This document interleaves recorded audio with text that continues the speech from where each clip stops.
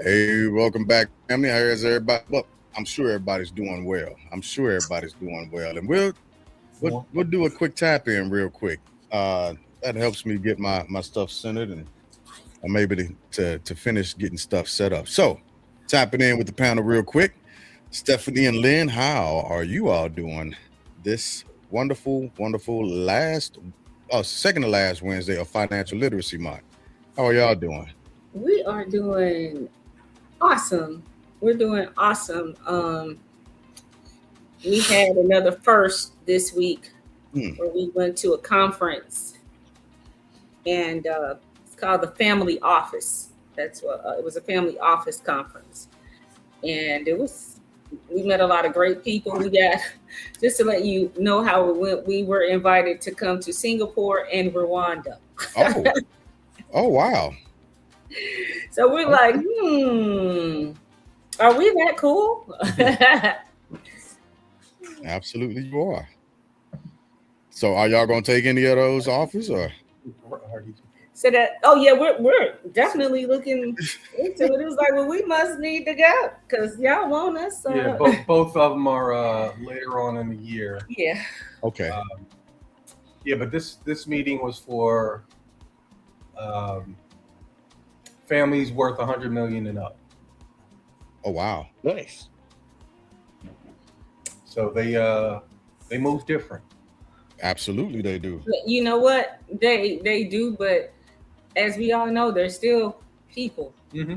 So they're just people you see every day. You know. I don't see people worth 100. You don't know. Yeah, you don't know. Yeah, you don't know. It's just like, him, and then it's like, oh, and somebody that you think would be that,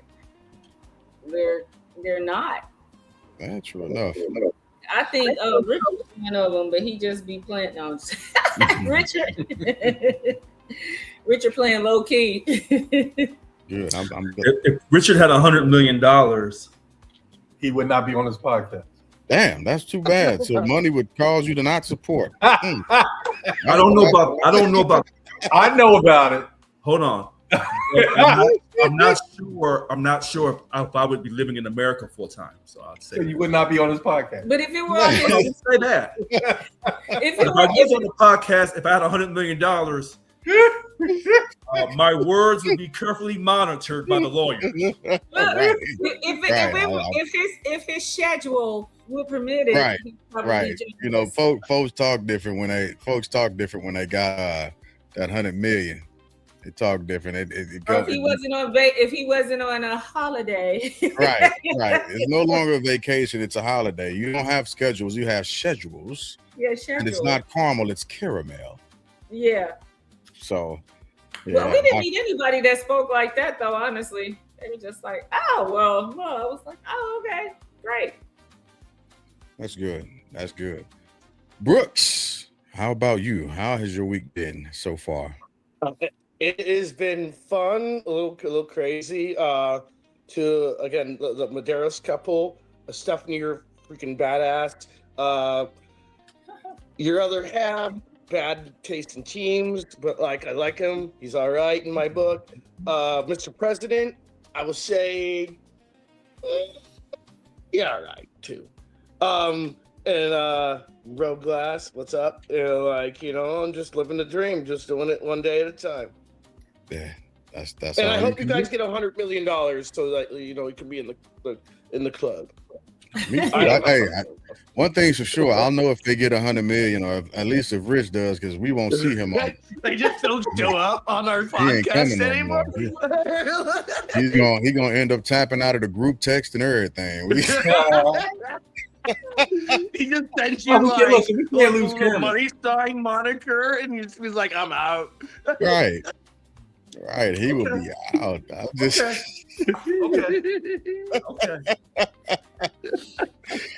So I'm glad everybody's doing well this evening. We've got some interesting topics today, and I've been trying to figure out how to navigate this as best as possible I mean, you should tell him what I sent you via text. What like I thought you were talking about. I'll let you share that.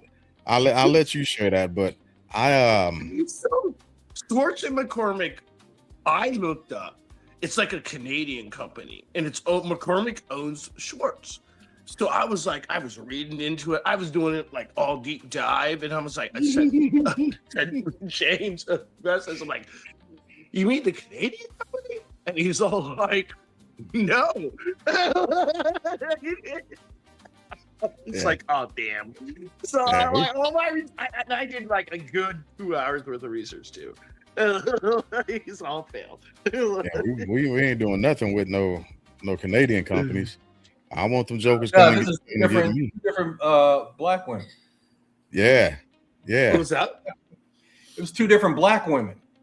Yep. Well, I didn't know. I thought because what he wrote to me was like Schwartz and McCormick. So I was like, oh, okay. So I looked up Schwartz and McCormick, and I was like, oh, Canadian company. So I just went deep into dive into it. No, right? Because he didn't make that clear in his title. Because I did not. Yeah.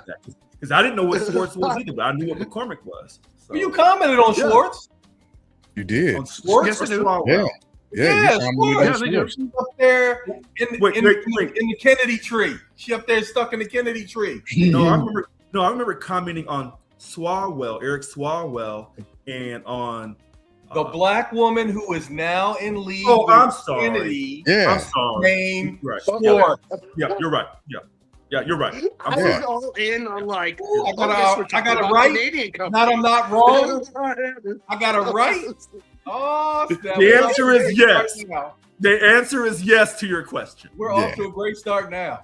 I know, right? But before we hop into that podcast, you just need to talk on the way you be sitting up just looking at it. You like, woo, wow, right? Yeah.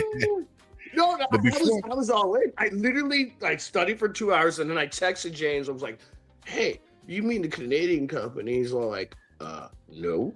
Wow. I got nothing to do with no Canadian company. And it's not Before we hop into that, though, I want to just we gotta go. We gotta look at Virginia. We gotta figure out what's going on, what happened with Virginia, and how people are feeling about Virginia. And how one particular person wigged out over Virginia. Yeah. As a matter of fact, we'll start with Lynn and Stephanie. What are the possible, and not for sure, right? But what are the possible ramifications of the voters? Right? It was the voters. I want to make sure we got that clear, because I think saying the voters, having to make sure that we preface this by saying the people, the citizens, the residents of Virginia voted for Jerry to go do all type of mandering in Virginia, right? And the reason why I'd say the voters, because in Texas it was a different makeup. Oh right? Yeah, it was Governor Abbott and his boy. Yeah. And that's why it didn't hold up in Texas. Oh, it held up. Oh, did it? Okay, yeah. I didn't follow up on that. Well, it wasn't as big as a divide. Right. That's right. Not as big as Virginia. Yes. And so because of the favor that the president requested from the governor of Texas, we had California jump in, Missouri jumped in, Indiana didn't want to play with nobody like that. There were several different states that hopped in this pool of gerrymandering everywhere, and Virginia came out, and their citizens, Virginia right now, their citizens decided to switch some things up. So what are the possible implications? What does that speak to as far as possible midterm shaping? If I not frame it that way, what does this look like? Lynn and Steph, we'll start with you all. As a former resident of the Commonwealth of Virginia. Commonwealth? Yes. Kentucky's a Commonwealth too, right? It is. Yeah. And I was born in Pennsylvania, which is also a Commonwealth. So I'm familiar with how these folks get down. And basically, this is a total game changer for the midterms. I mean, if the 10-1 actually holds up, the House is a done deal, and maybe even the Senate. So yeah, I heard. You know what, Stephanie? You know what? No, listen. I want people to understand something. When we come on this show, we ain't just lollygagging. We actually read. Yeah. And many of us are college educated. Not me. So when but you host the show, so it doesn't matter. So here's the thing. Right. When we say things, we are doing things in real time. So in real time, per Yahoo News, judge blocks Virginia from using the new House maps after redistricting vote. And it's saying here, a state judge has blocked the redistricting effort that was passed in a referendum a day earlier. This So he's judge blocking the will of the people. Yeah. Well, he's saying the will of the people is great, but he was saying something about the Constitution of Virginia was violated.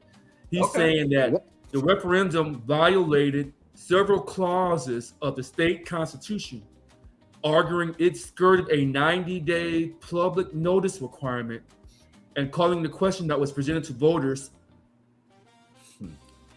flagrantly misleading. Now, I'm sure this is going to get appealed, and I guess it'll go to the... I'll say it like in simple terms. James, this is like the same thing as like if a door knocker comes through Freemasonry and says, hey, I want like an invite, and they have to have a 30-day, you have to put it in the gauge, and people have to get notice of it. That's what he's using. And they destroyed him on it because they didn't do it. I have a friend who's in Virginia, who's super close to me. I've been known him for like 30 years. And they're like, no, they didn't do it. And they're like, they're going to get destroyed on it. And they're going to, this is actually going to help. I'm saying it honestly. The Republicans win the midterm elections. Period. I unfortunately I have to disagree. $1 bet. Huh? $1 bet, gentlemen. I don't bet money. All right. That's a smart Monopoly dollar bet. When you first born. I'll do that. Say again. But were you about to agree, Jay Glass, or disagree? I wholeheartedly disagree that this is going to be the thing that swings voters in the midterms, right? And this is why that got wrecked. Look at like what happened. Well, this is why I'm saying that. Just follow me for a second, right? This is going to have an impact, but what we still haven't gotten over are the release of the Epstein files. That's going to resurface. Well, it won't have no impact. It won't have no impact until this judge's ruling is overturned. So it will not have. Thank you. So I'm about to check and see how long Virginia voters were notified. You can check, but the judge is not going to put something in writing.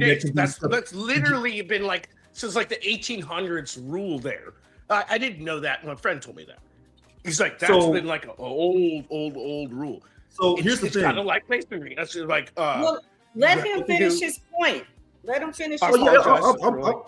You know what? It's funny because Mr. Brooks, he says I'm just all right, but there's sometimes when I'm backing up what he says.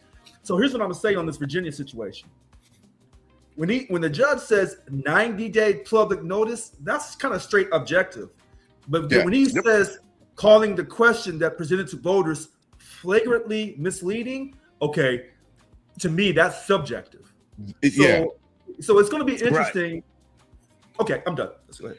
Yeah, I agree with you. You're right, Mr. President. Like you're talking about, like the 90 days is kind of like Robert's Rules of Order, right? Like it's kind of like that, right? Yeah. And then like you have to like follow the prescribed rules of whatever you're voting on or whatever. Just the way it is. You know, like you could be like, I'll table the motion, right? And then the motion gets tabled for 30 days. Period. Done. I took that down as a note so that I could go back and I can do a little digging into it. But I don't think Yeah, I don't think that judge. I don't Uh-huh. think that judge's move is going to be held. I think the powers that be. I think the powers that be are going to fight against that, and they're going to win because at In the appeals court. yeah.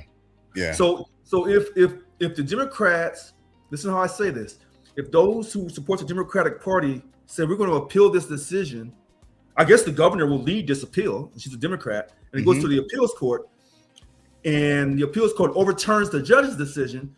Then the Republicans will say, okay, now let's go to the Virginia. I should know this better than anybody. Let's go to the Virginia Supreme Court to see what they say. Right. And then whoever loses in the Virginia Supreme Court, then the other side will say, well, this is a federal issue because this involves federal candidates. I think of President Trump right now. So now we have to expedite this emergency docket because this primary in general is coming so soon. This has to be an emergency issue. And now it has to go up to the United States Supreme Court that already said they're going to get crushed. Yeah, because I think they Not said either necessarily. Texas or California. The U.S. Supreme Court already said Texas or California, I forgot which one, that what they did on their redistricting was okay because it's up to the states. So it was okay because the Constitution does not really specify what the states can do regarding their voting, other than every 10 years on a consensus. So 100%. this They're going to probably get crushed. will go. They're done. Okay. Yeah. I don't agree with you all. I don't think the Republicans have enough bite in this fight. And the reason why I say it's an easy what Trump did great. Well, in hold on, because it's an easy thing to say we're going to have that. It's an easy thing to say. Well, there was public knowledge given longer than 6 months ago, 90 days ago, that we were going to have a vote on this, right? It just has to be public knowledge. The redistricting map has to be placed on the actual official website, and it has to be public knowledge, right? Now that's where they're going to end up getting into the litigation part, because if let's say, for instance, somebody says, well, yeah, I figured and I knew that the redistricting vote was going to come to Virginia because a year and some change ago, the president introduced this to the governor of Texas. Well, then that's a bit of a catch-all because now it is public knowledge, right? So it's going to become semantics that they play horribly with this, but I don't think the Republicans are going to make it out on top. Even if let's say the judge's order is stayed, right, and it's upheld, the voters will still go to the midterm elections with an even saltier taste in their mouth, and it's not going to work out for the Republicans. That's why these maps were drawn, and they're showing what they're showing. Well, yeah. So they'll be galvanized by the time it's time to go to the polls in November. You need things like this to get people to come out and vote. You need to get some sort of adversity or some sort of, something in order for any particular party to get up off their butt and go out there and actually cast their vote. But this is the Trump effect. When Black America said we don't trust the court system in civil or criminal matters, white America laughed at us. He said, get over it. Slavery's over, get over it. Only when President Trump, when he left office in 21, he said, I don't trust the court system. Now, nobody from either party, regardless of your color, your race, or sexual orientation, do you trust any judge? So if the judge says the sky's blue, you say, well, I don't trust you because you don't like me. Let's go on and ask the next judge. And then it goes all the way up to the United States Supreme Court, which is a politically compacted court of 9 people. And so you have the conservatives and the liberals. And rarely do they have consensus unless it's going to be for the detriment of the country breaking down, where the empire may be removed. Then they got to come together and say, hey, 9-0, this is the decision to keep this empire going. Other than that, nobody trusts what the court says. So what the judge says in Virginia, he may be absolutely factually correct. The 90-day notice was not publicized correctly, if it was even publicized at all. But you don't trust it because you say, what if he's a Republican judge? What if he belongs to he's a conservative? You're not going to trust him. And I didn't say that part on purpose. Well, no, I know you didn't. But I'm just saying for the viewers, you know, so when Brooks says, hey. Whose pocket is he in? You know, at this point, allegedly, nobody knows. But if it goes to the United States Supreme Court, they're going to have to rule in favor. Well, wait a minute. I don't know what they'll do. Because if you rule in favor of Texas or California doing this redistricting, saying that they were okay to do it, then you should be consistent for all the other for the other 49 states. You should be consistent.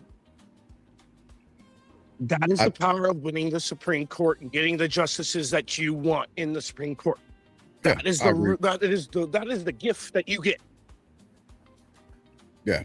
But what I'm the reason why I pulled this article up and I'm sharing it, the Virginia Mercury, is because I was just going through this actual article to see what it was talking about, and it was talking about redistricting. Do you know when this article was published? 90 days ago.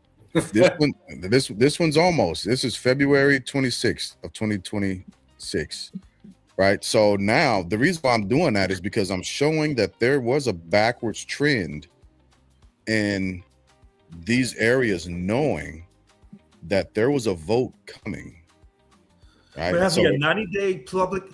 We don't know on the Virginia Constitution if it's a 90. Now remember, when somebody says you got to give a 90-day public notice requirement for every state, a 90-day public notice requirement may look differently. Yeah. That's the problem because every state kind of control. Oh God, we went through this. Every state controls its ballot box up to a certain point. We said this a few podcasts. Many people have been left off the ballot because they didn't declare early, or they didn't declare in time, or they were like, "Oh, I would need to be like involved in this." This is the same thing. They're just going to use it. It's perfect. Yeah. But remember, when we first started talking about when Texas said we're going to do a redistricting, and I said the strategist for Trump has told him, if we start here in Texas, California is going to respond back. And now we respond back with Ohio or Missouri. And then they respond back with another state. And then we respond back with this state. And I said they should have counted that by the time all these redistricting has happened in these different states, they should have come out on top. If they didn't, then they should have never messed with Texas to begin with, because you had a losing battle to start with. Yeah. So we'll find out 100%, because like they shouldn't have fucking started the fight. They shouldn't. Right. Like, so the it's president easy. Trump said, Do the math. Like, right. But President Trump said, I'm going to pick up about 5 seats in Texas. Yep. And he was right. But then California was going to give the pushback and equalize those 5 by picking up 5 more in California. So you didn't win anything. And so when someone said a long time ago in the Power podcast, Richard, do you think because what Texas did, California should do the same thing? And I said no. But the truth is, for fairness and doing things the right way, no, you don't respond back when someone's trying to do something that you know is unfair and unrighteous. But for a political contest, if Mr. Glass is on some steroids and hitting that ball out the park and getting all that money, then basically, in order for me to keep up with him, I have to quote, this is how I say this, I got to pull my Barry Bonds shit out and do the same thing. But it's not right. But it's not right. Yeah, so but it then here is, you're right. It's not right, but it then becomes fair. Well, then the same people, hopefully these Democrats are pushing for Barry Bonds to make it into the Hall of Fame of baseball. Right. I agree with you. So I am not for gerrymandering at all, and the reason why is because I believe that it suppresses the vote of the constituents that should be represented by a specific incumbent. When you pull out of those district lines, urban folks and agriculturalists, they don't have the same priorities, right? And so when you mix those folks up, somebody's going to be lost, and their voice isn't going to be heard. They're not going to have proper representation. And so I'm not for gerrymandering at the end of the day. However, when and I can't even say that it was cheating. It's an old strategy. Yeah, when it said out just laissez-faire, right? Hey, I need five. We gotta win this. I need 5. I'm gonna be in trouble if we don't get 5. Texas, give me 5. Well, then now you've just created a new standard. You've created a new standard, and you cannot become the victim of the standard that you created. That's such an American thing that happens. And I said that as a segue because this is where I really wanted to go with that. This is the statement of the president after he lost the redistricting aspect of it. He said, ask James, the Democrats started this. They did. Not this year. They started it. They did. No, not this year. Not this year. All right, so let's keep it. Let's keep it here, because when you need a time machine to make your argument, you got a weak argument. Because we're gonna end up back talking about Lincoln and the Dixiecrats. I'm not even complaining about that, but like the Republicans did all retaliation of what they did. When really, we got enough. No, I'm not complaining with that. I'm not complaining with that at all. Just keep it here. But you all know here who started it. Like James just said, he made a phone call because he needed 5 on it. It's like we're in Vegas or something at the table. Yeah, but you know what, Lynn? In Mr. Brooks' defense, you can't really talk about the present unless you examine the past. Because we as Black folks, we always examine the past and say, hey, we need our reparations of what y'all did to us. That's all I'm saying. Look, we can examine. They started it, and they started it so much so that like the Republicans were like, no, why should you do this? And then they freaking did it back to them, and now they're complaining. But Mr. Brooks, if you check the history, the history of gerrymandering, Mr. Brooks, if you check the real history of gerrymandering when it first happened, then we do have to go back to 1812 to that. I think he was the governor of Massachusetts. He wanted to change the lines, and he was part of the Democratic Republican Party. So if you say, well, let's go back in the last 2 or 3 years or the last 10, 15 years. Okay. Let's keep it with this administration. That's all I'm saying. And with James's point, because to go to previous administrations, we're just trading sore arm pictures. We are, and at that point, you're pulling the conversation away from. Remember, things had settled, right? That's why we haven't seen a ton of gerrymandering. Things had settled.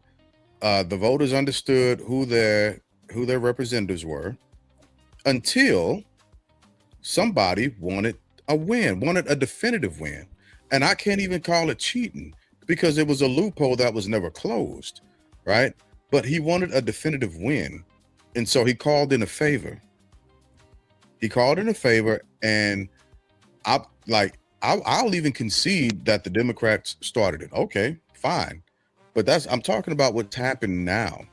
What's happened here recently that's gotten everything thrown out of sorts. And the president called down to Texas and he wanted 5 seats. And now that it didn't work for him, he's saying that there was a rigged election that took place last night. Yep. All day long, Republicans were winning. The spirit was unbelievable until the very end, when, of course, there was a massive mail-in ballot drop save act.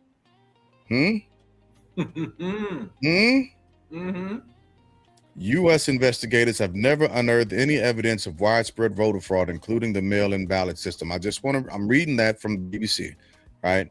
But these are the words of our president with no evidence backing anything that he's saying. And so it kind of goes back to what we were talking about last week. If you're the president, when should people take you seriously, or should you always be considered the clown at the circus? The main attraction, and none of this is new. Remember, remember during the election, he was like, "Oh, all this stuff is rigged. Everything is always rigged when it's not in his favor." So it's not new. Yeah. So that's his jam. That's his thing. That's what he does. Oh, and Patel's supposed to come out with proof this week. Oh my God. That the election was rigged. Which one? Which election? Which 2020. Oh, was stolen. And Cash Patel is doing this because he's trying to keep his job. Yeah. Cash is running scared right now. Cash out. Cash is running scared. Listen, He's trying to be relevant. Yeah, I was told by an old Marine Corps warrant officer, if you're gonna fly with the Eagles, you better be able to raise with the Roosters. And clearly, he ain't been able to raise with the Roosters after being out drinking all night. Because allegedly, if things are affecting meetings the next day, and you're the director of a major federal police unit, and you can't act anyway, allegedly, right? So yeah, this is his big pivot to blame somebody else because he's running scared because he was locked out of his computer. Because I love that. I love not being able to log in, and he goes to I've been fired. That's his go-to. Yeah. Not there's something wrong with the system. Right. He goes to I've been fired. I've been fired. I couldn't imagine working in that type of environment, not in a healthy way. You know, if that's your go-to. Hey, I saw how he was getting down with the hockey team. Yep. So, everybody saw that. Yeah, I'm not calling the man an alcoholic. That's not what I'm saying. Hey, you know what's funny? Because I love history, and when we were talking about who really started this, we go all the way back to the very beginning, and I said the guy was a governor of Massachusetts. He was, quote, Governor Jerry, and he was part of the Democratic Republican Party. And ironically, I want to say that party, ironically, became the Republican Party. Well, yeah. Because they believed in limited power. And they called it gerrymandering because his name was Jerry. You are correct. So, a lot of times when you talk to people, in my opinion, just like we know there's so much Black history, which is American history, but we don't get credit for it. So we have to know so much about our history, contributions to the country. But when you talk to white people, you have to know their history of the country too. You got to know both. So and you know the right history because they always rewrite history so that they won't look bad. So which is the truth. Well, wait a minute. That's the third part called the conspiracy history, that the word conspiracy came from the CIA. So when you tell the whole story that includes the white and the Black, that's a conspiracy.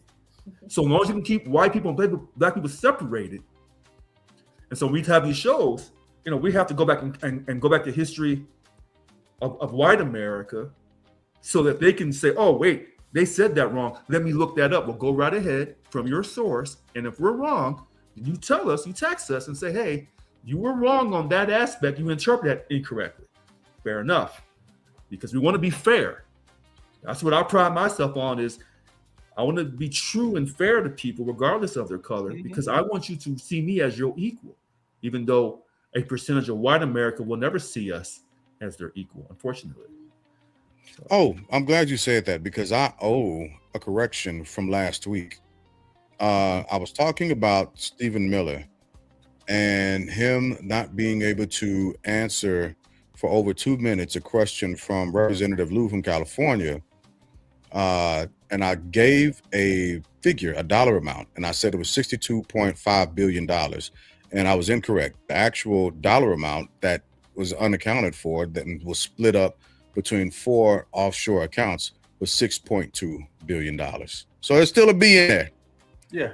You listen. You made the correction. I think you made the correction in overtime. Yeah. But he didn't do it online. He didn't do it online. It wasn't live. And it didn't go from billion to $5. Good Lord. Yeah. We just had to slide the decimal point over. Hey, you know what's funny? This is a trick that Donald Trump does, but I think both parties do it. If Lynn goes out here and steals $100 million, I say, well, he stole 100 billion. And then they say, oh, you lying on Lynn. You just hating on Lynn. He only stole 100 million. Okay. Fair enough. Yeah. Damage is done. Damage is But done. you know what? It is a trick. I actually do that. I say things on purpose that I know are inaccurate, because what happens is if somebody else now chimes in with the accurate information, now my story really has legs. But if it's just me giving all the facts and figures, people are sitting there like, but if I get one wrong, and then somebody chimes in with the right one, I say, you know what, you're right. It is that number. Now, people are like, okay, 2 people believe this story, and now the thing has you know what? The really smart debaters know the trick. Yep. Like, I know it's coming. Oh, I'll walk right around. Nope. I'm not answering that question. Yep. Yes or no? Nope. I'm not answering. So on the topic of actual money, this is a pivot, and we're going to work a little bit backwards, right? Because Congressman Sheila Sheriff McCormick, right? That's who I was talking about, my brother. The Canadian woman. No, okay. Yeah, not the Canadian company, bro. Fair enough. She has been. Hey, I'm making fun of myself. I'm the one who texted James. I was like, "Hey, are we talking about the same things?" Like, yeah, we just wanted to be on the same page. That's all. No, we get it. Yeah. So that congresswoman has tapped out right now. I want to also, and we'll jump into this. I want to paint the picture a little bit, because this is a Democratic congresswoman representing a portion of Florida, who, in a very bipartisan fashion, has been brought up on allegations of over 24. It says 24. 25. Yeah. 27 convicted of 25. Okay. Yep. Okay. That's how it's going, right? And so she's tapped out. But the question that I have for the panel is $5 million, right? $5 million is the case that they gave her, plus a few other things. Why did the Democrats give her up? What do you mean, give her up? I know exactly what he means. Yeah, why did they give her up? They could have had the ability. There was the ability to continue to fight for a platform to maintain her, because with her gone out of that, the Republicans are able to maintain a very small stronghold over in government. So why didn't the Democrats at least strategically maintain ties with her to hang on at least to the midterms? I don't think she had a defensible position. Listen. The $5 million is a problem. Wait a minute. And it's FEMA. It's FEMA money. Yeah. Mr. Medeiros. Yes. I have a prepared statement. Okay. Okay. So are you her attorney tonight? Is that what you are? I'm just a brother out here defending Are sisters. you her attorney tonight? I'm just a brother out here defending sisters. Now hold on. Okay. Because when y'all get mad at me for defending Candace Owens, y'all be giving me the blues. Now here I am giving. Listen. You know where I come down. I come down on, look, the Pope is soft on crime. I'm hard on crime. And hold on. And having been accused, listen to this. Having been accused of stealing $3.5 million. I know. And you know what? And you know what saved me? Not a nickel of it. Not a nickel.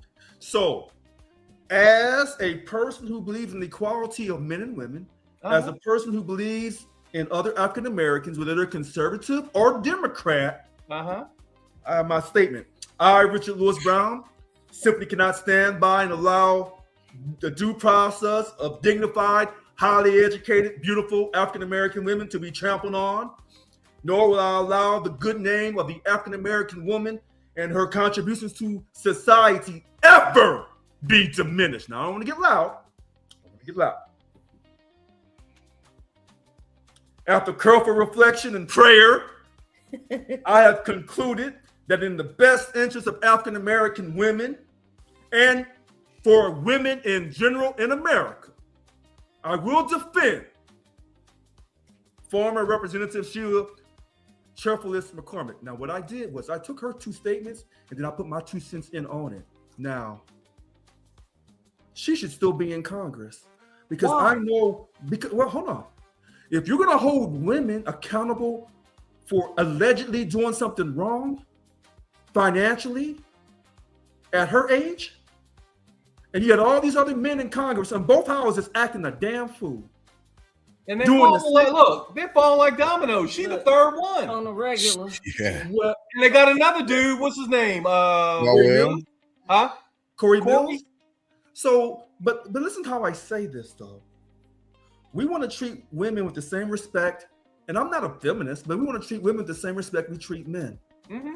When they ran Congressman Eric Swalwell out of office, saying all the sexual things that he allegedly did wrong, when you do a internet search, you'll see we have like 80 or 50 to 80 allegations of Congress members in the last few years, and only a few have left. Only a few. So you didn't go after all these other men, because these ain't women acting a fool. These are men acting a fool, and I'm not going to say that in every case when a man's accused of sexual misconduct that is correct. I'm not that person either. But what I want to see is consistency. So when I hear Congresswoman Nancy May say, we want to hold people accountable. Well, hold on a second. You want to hold people accountable, but you saw another woman, former Congresswoman Marjorie Taylor Greene, get run out of office with death threats. I didn't see you coming to her rescue. And when I defended Marjorie Taylor Greene, I got attacked. And she was a Republican white woman. Now I'm defending a black woman. So it appears that I'm defending women, but what I'm really defending is equality between men and women. I stopped there. So listen, I feel you. My thing is, when I looked at, and I've been following her story since it broke. Yeah. And when I look at the facts, I see a position that is indefensible. Like, I'll give you a real quick example. Here we had a judge named P.K. George who just got run out of office for taking money from his campaign. It's almost comical. But his story was he lent his campaign money and then he paid himself back from the campaign. Now that should be an easy transaction. They had a whiteboard up there that had stars and stripes on it. That had so many lines on it. And I'm sitting here like, isn't that simple? I lend my campaign $48,000 and then I get my $48,000 back from the campain. That's like a two-way. That's a debit and credit. What's funny right? You can lend. That's just literally dumb lend your and campaign money. Hey, but it's a debit and it's a credit. Lynn. He got convicted, suspended, and now tossed because his lawyer couldn't put that transaction up there on a whiteboard. But you know what, Lynn? Yes. And I say this to Mr. Brooks too. The only reason why my black ass is not in jail, and I say that affectionately, because I funded all of my campaigns on my own. Because when you're running for political office, you better be Ross Perot and self-fund and don't take any money from any super PAC or anybody else that can be misconstrued. Because I'm gonna be honest with you, Lynn, I was gonna text you. When I start reading about the campaign election laws and all of that, I thought, I think I need a tax advisor and I need a political consultant and I need a finance person to tell me that if we get money from so-and-so for this PAC or for this situation, that we're not doing it incorrectly. Because if we are, you're gone. No, you do. You absolutely do. Well, then it's not as quite as, this is why my heart but it's still, with this particular thing, I lend and I pay back, that's a debit and a credit. But in her case, allegedly, because she hasn't had her day in court, so we don't want to convict people in court. So allegedly, is she going to go to court? Huh? Is she going to go to court? Yeah, in the federal court, the federal Southern District in Florida. Yes, Okay. She's in charge. She's in case. Yeah. My thing is, if FEMA really gave her company over $5 million, they should not have given her company allegedly. Then you think the company would have said, "Oh, this is a mistake. He gave us too much money. Let's give it back." Allegedly, but they didn't. Allegedly, she took the money and then she gave it to her family and friends and said, "Hey, donate this to my first campaign run for Congress." I think she is not the only person, and I'm not trying to say that justifies it, but I think when it comes to funding your campaign, if your campaign manager is your wife or your husband, they're gonna do anything and everything to fund that campaign, and it may be in some cases legally wrong, and therefore you should have someone else that is so strict on money. Right. Like if I give you $100 then and say, "Hey, I got to come back 6 months to get my $100," I don't go back to Lynn in 6 months. You say, "Well, hey man, look, Stephanie had to have her hair and nails done, and shit, I had to do what I had to do. I'm gonna get you this $100 back to you in a couple more months." No, Lynn's gonna say, "Oh, here's $100. Oh, but I want you to pay this life insurance policy. So let's talk about that first." But some people, when you give them money, they'll have every excuse to not give you the money back. So when you find someone you can trust on money and they're going to advise you correctly and not steal your money, you hold on to that person like you hold on to your mother, because you'll never get another person like that. In her case, she's trying to do all these incredible things. Go ahead, Mr. Brooks. Go ahead. No, that's so true. I 100%. Yeah, so she's trying to do all these incredible things as a woman, a black woman. They claim she's a Haitian descendant or from Haiti. So she has all this pressure to win. She aligns herself with the Democrats because black women have been telling me for the last 5 to 10 years that the Democratic Party is their party. Now, that's what black women have been telling me, that the Democratic Party is their party. So she's doing all this work, married to a lawyer. You think he would have her back to make sure everything's on the up and up. So I don't think she intentionally tried to defraud anybody. So the $5 million Okay.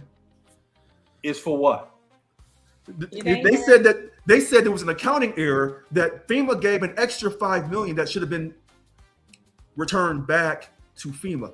Now here's the question, and I ask people this all the time, especially black folks. You file your taxes, you say, "Man, I'm supposed to get back $500." They give you back $25,000. Right. Well, Mr. Lynn, you better go on and tell the IRS they overpaid you, and you send that money back. Be a patriotic American. Lynn, they're taking that money. I can't find Lynn. Lynn's gone. Listen. So here's what happens. Here's what everybody, because there's a woman. She might be a Florida woman. She got paid $1,600 an hour instead of $16 an hour for a 12-hour shift. Oh yeah. So she had over $20,000 extra in her bank account. And where does she work? And then the boss politely asked her, we missed the decimal point for that money back. And she refused to give it back to him. So now guess where she is? Jail. She's in jail. She refused to give it back. Hold on. And she spent it. Yeah. Now, had she given it back, what would have happened to her? She'd be a hero. No. What would have happened to her work and her freedom? She would still have her job. Yeah. She would have her job, and she wouldn't be in jail. I can give you an example. I had a guy that worked for me. When the check arrived, instead of typing in the amount of the investment, whoever typed in the date. Oh no! It was June something, so it ended up being $6 million. Oh my God! So he got a commission check for $175,000. Oh my God! He rolled into my office. I said, "Well, Ben, where we going?" And he was like, "I don't want this." So they did. They sucked it back. It was a direct deposit, so they sucked it back out of his account, and everything was fine. But because it was a clerical error, right, at the investment house. So wait a minute. Listen to this, and this has nothing to do with race. Whether she was white, black, Republican, or Democrat, when you're running for office and you got 100 million people coming at you, telling you what to do, how to dress, blah, blah, blah, and you're trying to be on point so you can meet your donors where they're at. You're not watching all the financial statements. Richard, I do not believe that she intentionally. Richard, if you're missing $5 million, you should not be in office. Wait a minute. That's my belief. No. That's When what the I money, believe. hold on. When the money came to that company, her family's company, she wasn't in. I do not believe she was in charge of that financial account. So allegedly, because I'm saying this is all alleged because she hasn't been convicted in court yet. They said that she took the money and gave it to her family and friends and said, "Hey, give it back to my campaign." Now, those are allegations. But if you're truly not in tune with how election laws work as regarding financing, political financing, then you may think that you're doing the right thing. You might think that giving money to somebody so they can pay someplace else is good. Those are the allegations. I know, but that's not my question, Richard. Right. If someone believes that that is okay, should they be in leadership? Those are allegations. We don't know what. No, stop. No. You're answering a different question. Okay. Forget her. Okay. Leader A gives money to the people and tells the people to send that money to my campaign. Should Leader A be in leadership? No, I'll answer for you. He's trying to figure out how to say it. His lips. He was say it. But that's what this is. Yeah, and the question that I have, and you're right. It don't matter what your sex is. It don't matter what your race is. This is an integrity dollars and cents. Yeah. So and listen, when you high up in corporate America, because this happened all the time. The number one way they can get you, and I forget the guy's name, but he was the CEO of Hewlett Packard. Right. They got him for expenses. Expenses, because he was seeing an underling. Miscellaneous. Yeah, he was seeing an underling at Hewlett Packard and was putting it on his expense account. And that's the number one way they get you. And it could be as simple as a movie that you watched in the hotel while you were traveling. That's how they get you. And if you don't understand that, and they don't get you right away, they say, you know what, let me put this in the pile. Yeah. So if I ever need to do Richard, they build a case. I got this in Richard's file. I ain't gonna do nothing with it right now. Wait, hold on. Watched White Chicks at the hotel when he was traveling and submitted it for his expenses. I ain't gonna do nothing with it right now, but I'm gonna put it in the Brown file. So if I ever need to do Richard, I got it. Why do you have to use white women and me? Hold on, you know what's funny? Check this out. Because you Marjorie Taylor Greene, you opened the door. No, because wait a minute. Because I want people to really hear this. Did you see White Chicks? I never saw the movie. So check this out. It's the Wayans brothers. Yeah, I know. But I never watched it. Oh man. Okay. But listen to this about fairness. When black men were being pulled over a few years ago and being arrested by police, black folks as a whole, I would say 60 to 70, 80% were like, the cops were wrong in every single case. And I said, let's look at this case by case. Okay? And I got jumped on. Not by y'all, but by other people. Okay. And I said the Black Lives Matter movement is not always cracked up to be. I said, if any of that money comes up missing or misappropriated, you've destroyed the whole movement. All right. But yet in this case, where this educated black woman trying to lead by example and help those in need as a Democrat, and black women have been saying they are the backbone of the party. And that's why Mr. Glass said, hey, what's really going on here? Shouldn't the Democratic Party have come to her rescue? Or is the Democratic Party still mad about Kamala Harris losing the election? And they saying, well, we don't want her either. So what do you really... What are you to elaborate to educate me on how you rescue her from this dilemma? Because there are allegations. Listen, when black men get accused of crimes, the first thing we say, we want our day in court. Right. That's the first thing we say as a black community for an African-American man who's been accused of a crime. We want our day in court. So I want the same thing for a black woman. I want her day in court. But then I go and say, for equality's sake, for righteousness' sake, every person, regardless of their color, religion, or sexual orientation, or political affiliation, in this great country should have their day in court. She never got her day in court. But see, Richard, that's not how it works with a job. She's going to court, right? In Florida, yeah. Now, if she's found totally innocent, you know what she could do? Come back. She could come back. Yeah. Okay. Like she could come back like she never left. So she's going to get her day in court. But when you mess up on your job, now, do you know why she quit rather than be fired? They said allegedly she was going to get expelled. Whatever. I'm just simplifying it for the public. You know why she quit rather than be fired? Because she don't want to be dragged. No. Money. It's Money. always money. Pension. Yeah. Pension. Yeah. When you resign, guess what you get to keep? Your pension. Was she in there long enough to get a pension? I don't think so. Oh, it doesn't take long. No, I think you have to be in here for at least 2 terms, I thought, and at a certain age. I don't think it's that long. I don't think two of her terms they're 2-year terms.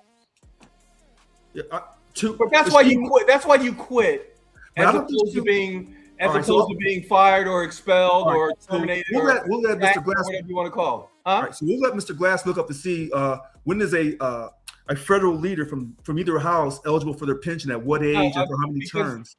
It's probably different for House and Senate because they have 2 different term limits. Okay, so we'll do it for House. It should be, but I wrote it down as a note to look that up because I want to look that up. But if memory serves me right, it's not a long time. But check this out, because she only did 1 term, I believe. I think that's all it takes. When they ran out, and this is how I'm gonna say this. Governor Cuomo of New York a few years ago, he was going in on Trump. So when a New Yorker goes in on another New Yorker, it's all fair game because they know how to get on each other's nerves. East Coast cats versus East Coast cats. So they brought up about him and the women and all these allegations, and they pressured him. The Democratic Party said, "You got to resign," and these women are going to file these criminal charges against you. When he resigned, guess what? They dropped those charges. So sometimes, go ahead, Mr. Glass. Go ahead. So this is the point that I'm trying to make, right? I've seen in my finite years of following politics, I've seen Republican candidates speak of atrocities that they've committed, and not one single Republican that backed him gave him up.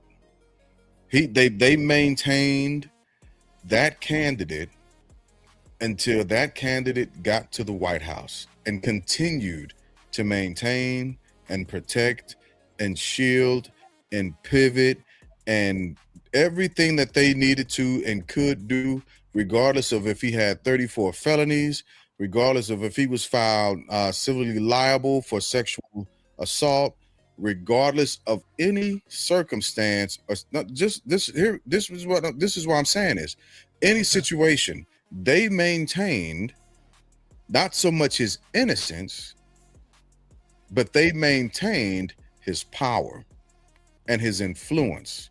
The Republican Party did that strategically on purpose. They don't give their candidates up easily, regardless of. Just like they gave up the dude in Texas. But just like no, that was because of Swalwell. They gave up the dude in Texas. No, wait, no, they didn't. They only let him go because Swalwell was resigning. So that was an agreement between both parties. No. He was. They just kind of look. Hold on, I'm here. I'm sorry. Once again, I'm here on the ground in Texas. Okay. Whether Swalwell messed up or not, he was gone. Okay, so is this actually? You know why he was gone? Because the woman burned herself on fire. Yeah. She killed herself by burning herself up. So I have to wait. He could not survive that. And Republicans were not having his back like he was orange with blonde hair. So I have to respectfully disagree, because the minute Eric Swalwell, former Congressman Eric Swalwell, said, "I'm going to resign from Congress," within 15 minutes, the other guy did too. So it's not by coincidence. But the other guy was ahead of him. The other guy, that's what I'm trying to tell you. The other guy was ahead of him. No, he wasn't. No, he was not. Then why did he resign before Eric Swalwell resigned? He was not going to resign Listen, because Richard. He decided what he said was, I'm just going to finish out my term. Yeah. Then they said, oh, since we're gonna have this hearing anyway, right, we're gonna put both of you on it. And then he said, well, you know what? Since y'all won't let me finish out my term, then I'm going to resign. But he was done. He was finished. So all he was going to do was just serve out to December. He was going to ride it out and collecting checks. Yeah, he was a lame duck politician. He was finished, and they did not have his back. So the question that I have, because it depends on the crime. Listen, I'm not going to argue that. What I'm simply going to say is, even though you say he was a lame duck, he was going to finish out his term. Why didn't he finish out his term? Because they were going to run him out. Oh, so wait a minute. And he was going to lose his what? His pension. Okay, no. Hold on. He was going to lose his pension. Okay. So check this out. Check this out. Because we talking, so we're gonna talk a little bit. So when I looked up really quick, if I'm looking this up correctly, to be eligible for the House, you have to serve a minimum of 5 years in Congress to qualify for a pension. Members can retire at 62 with at least 5 years of service. Early retirement is possible at age 50 with 20 years of service. So let's go back to Sheila, because these are facts. Okay. All right. So allegedly, if Wikipedia is correct, allegedly, they say that this beautiful, they say here it is. They say, Congressman. So that's Senator McCormick is this beautiful congressman is age 47, and she went into office on January 18th, 2022, and she left office April 21st. She has not made 5 years, and therefore she did not get her pension. Again? Close. And therefore she did not get her pension because she was only in office 4 years. Yeah, she hit 4. She should have rolled it out. She did not get her pension. Okay, all right. So Richard, that's not a big deal. That's not a big deal. All right, but see, listen. Okay. If she is able to somehow come back, she picks up where she left off. Okay. That's why you preserve that vesting schedule. Okay. Let me throw this out there. And the reason why I'm asking this, and I'm going down this moral landscape, as it were, is going back to the midterms. If we see that the Democrats take both the House and the Senate, is this a case that they can begin to build to push moral sanity towards impeachment? Yes. Another impeachment. Impeachment of who? Because remember, the president. Impeach Trump again. But I said this over. I'm sorry, Stephanie. Go ahead. No, I was just saying another impeachment. Yeah, another. You want him out? Sure. Then that's what you got to do. But wait, that's what you got to do. But I said this over a year ago. I said, if the Democrats, if they can take the House, and this impeachment will not take no 6 months to no year. That thing's gonna be done within 90 days. So that would be, I guess, his third impeachment from the House. Because remember, when they went after Cesar Chavez, I said, that's not who they want to go after. Then they went after Eric Swalwell. That's not who they want to go after. Who's your they? Who's your they with Cesar? The Democratic Party. They went after him because the Republicans didn't care about Cesar Chavez. The Democratic Party went after one of their Latino favorites from years ago. They said, we don't care about you. You did all these things wrong with these women, allegations. He never had his day in court because he was dead. You kind of tried to destroy his legacy. The Republicans are sitting back watching this saying, well, if you're going to destroy his legacy, we're going to go after Dr. King and try to destroy his too. Okay. Then the Democratic Party said, we'll go after Swalwell, the sister here, get her out of here too.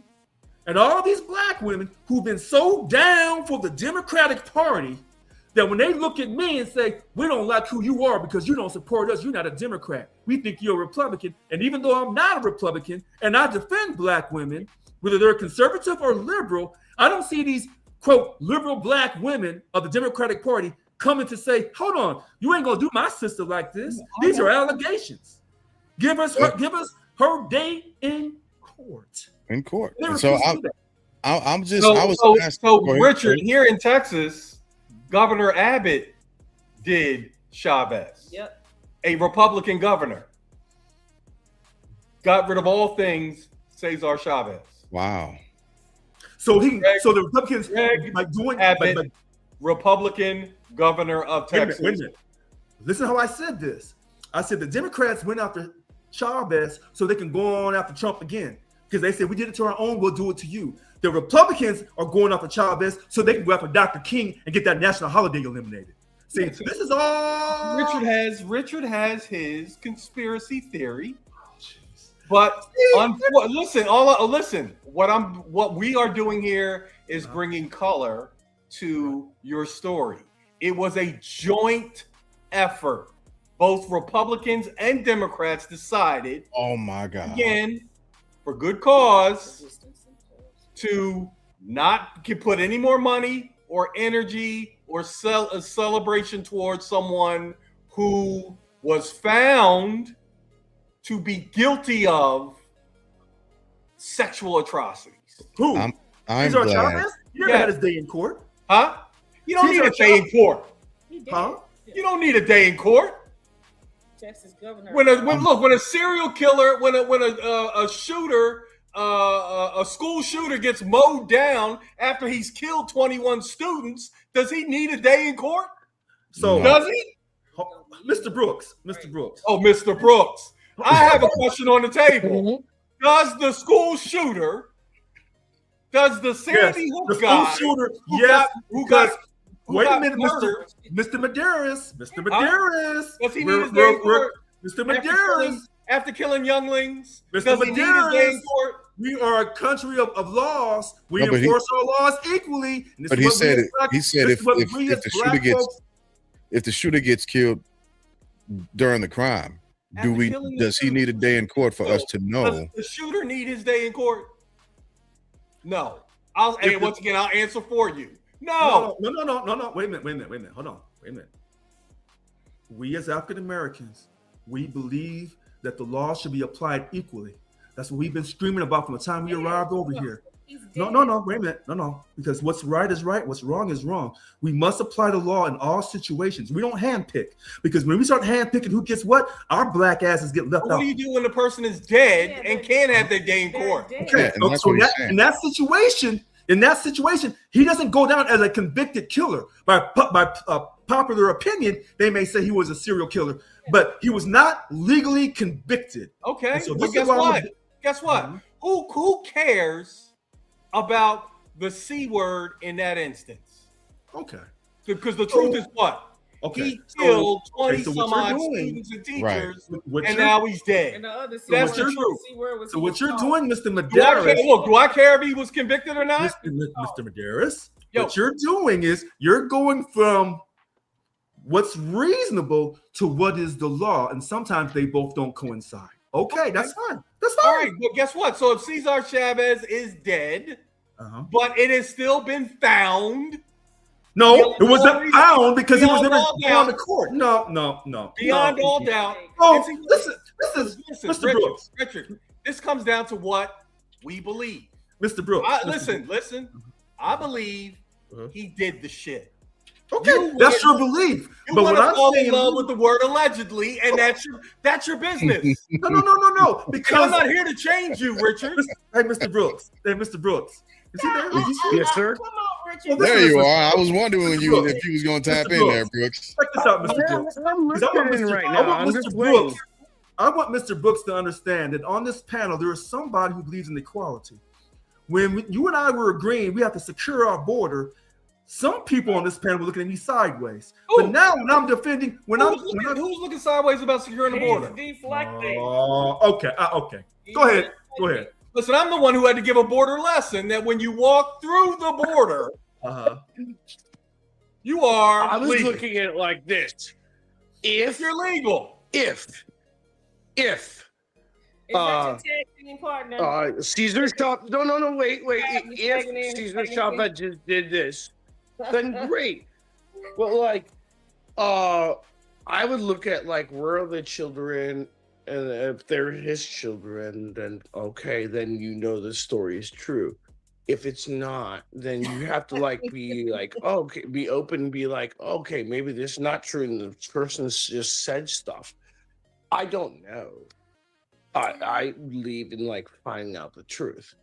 It's a simple factor. What's so funny to me? Make the allegation, and you can't make the allegation, and then you just don't like search for the kids. You can't, because Yes, you otherwise, can. like then you Yes, you can. No, you making an allegation is so. That means you can say anything about me or you, and like. And it's not true, and like you're just like whatever. It's like the allegation, you just ruin somebody's life. Oh wow, we wouldn't want to ruin a dead man's life, would we? Oh no! I mean, like you have to like find out the truth. You know what's funny about this? Richard brings up fairness. You know how many people have to accuse me of sexual assault? For SWAT to come pounding down the door right now. You know how many accusations I need? One. Not 34. Not look, not 60 like Cosby. One. You on mute, Rich. You on mute. Now where's the fairness in that? Disagreeing. Where's the fairness in that? Can you hear me?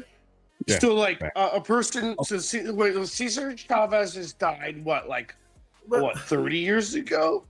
I'm not sure the specific date. So you have to be like, hey, you have to like find out if what this lady is saying is true. You have It's not just one lady. The matter of fact, actually, it's important that you do, because then you can be like, oh, okay, Yeah. she's telling the truth, and whether she did it for the reason that she said it or not, and or she has the 2 kids that she said she did. Then you can be like, oh, all right, fuck this guy, I'm out, right? Well, like take all the statues down, but like you gotta at least like do your due diligence. Well, Richard, the due diligence was done. I mean, Brooks, the due diligence was done, and people concluded that we have enough evidence to reach this conclusion. So here, but listen to this, and I want people who watch this show to understand something. When I demand justice for Black folks and we want our day in court, then I must equally demand it for all other people outside the community as well. Sure. I don't go by popular belief. I don't go by popular opinion. I go by the laws. So when Black men are accused of doing crimes, I want them to have their day in court. And then when they don't get their day in court, then I accuse white people of being racist. So I want the same thing for white people and Mexicans and everybody else in this country to have their day in court. And then once the jury renders the verdict, if I don't like it, then I say, okay, they had a day in court. I don't like the ruling. Can we go to the appeals level? Can we go to the state or the U.S. Supreme Court for a final ruling? And if I still don't like the rulings after that, then I can exercise my freedom of speech. But we must allow people their day in court, especially as Black people. We should know better than anybody. You know, when my great-grand uncle was lynched, July 10th, 1897, he never got his day in court. They lynched him. So when people say things to me, I try to contain my emotions, but this is kind of a personal situation. So that my aunties and uncles could not talk about a relative who was lynched, and this was racism. He was lynched because he had raped a white woman, but he didn't rape the white woman, but he was accused of raping a white woman. And this is why I say you have to look at each case by case. You do. So get people, allow the evidence to be entered in court. You do. But when there's a preponderance, you still have evidence against this person, you can then reach a reasonable conclusion that they did something wrong. No, you cannot. No, you cannot. Because for the person who wants their day in court, they want their day in court. And for this Black woman, Sheila Sheriff Phyllis McCormick, I want her. I can't say her name correctly. She's getting her day in court. She has not had her day in court in Florida. Listen, you don't get your day in court before you lose your job. That's wrong too. I don't agree with that. All right, so in Richard's world, before anyone gets fired, they should have a court date. Yes. Really? Yes. And all these black men in the NFL who's been run out of their jobs in the NFL who didn't have their court date yet, I'm being consistent in my blackness on equality. I want people to have their day in court. Not no allegation. That's how work works. No, I don't. Well, that's wrong how that works. Because I thought in this country you were innocent. President here, because like That's if you works. That's get how accused of works. something, if you really get accused, wait, if you get accused of something, and like they're wrong, and like whatever it may. Get accused of what? Can I finish, please? If you get accused of something and you're wrong, and whatever is accusing is wrong, and you get something in court, and they're like realize, oh shit, they're freaking wrong about it. That like hurts a person, right? It wrecks their life. That wrecks their reputation. That wrecks their like the whole like what they've been building up for. And everything like that, and that sucks because like it really actually damages like the momentum of what they've been doing. That's all I'm saying. And if you're right and they were wrong, then get them. Cool.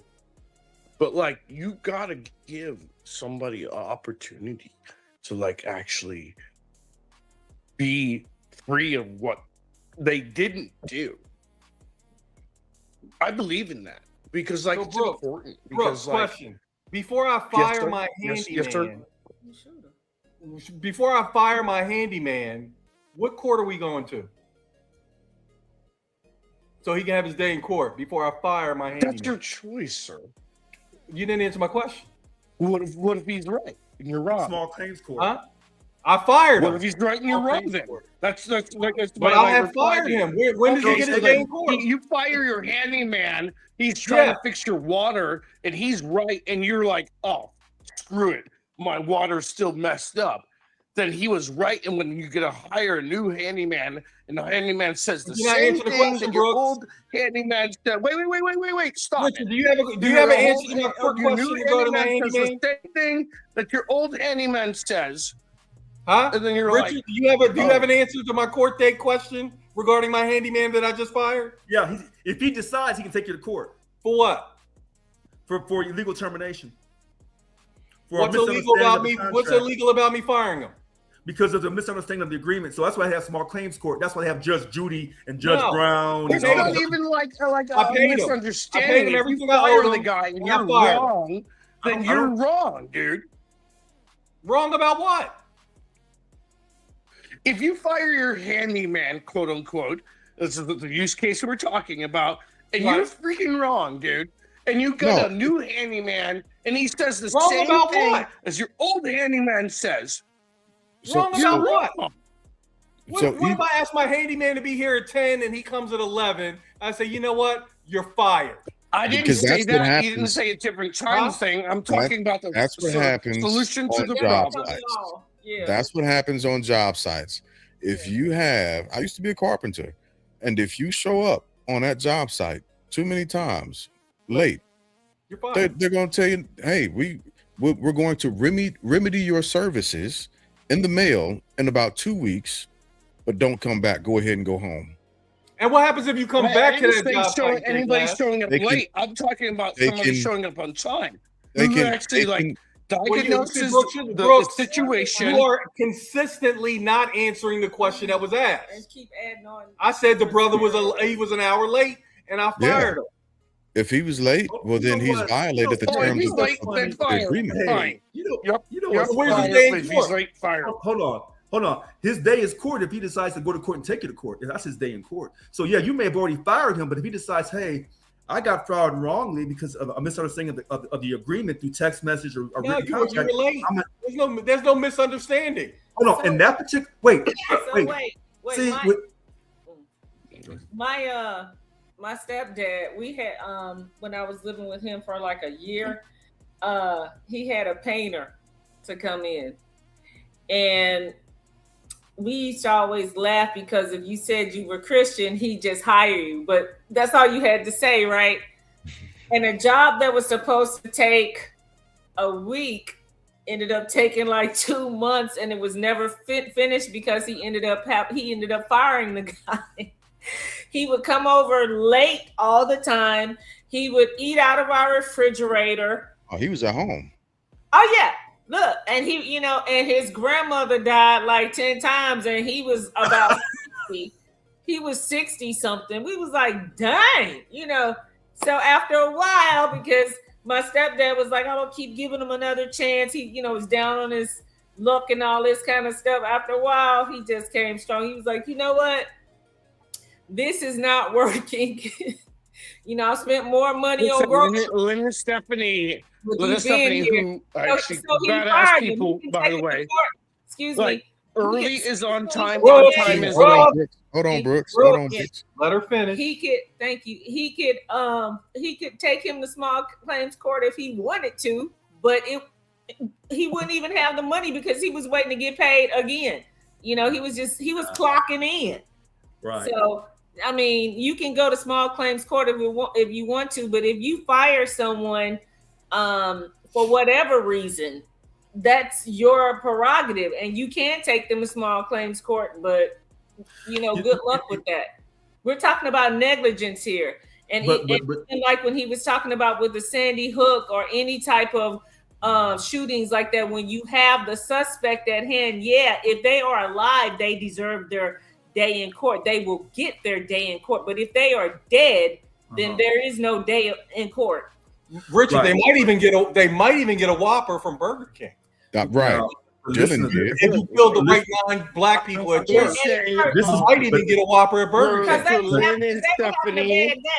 But this goes back to this beautiful black woman who resigned from Congress over allegations.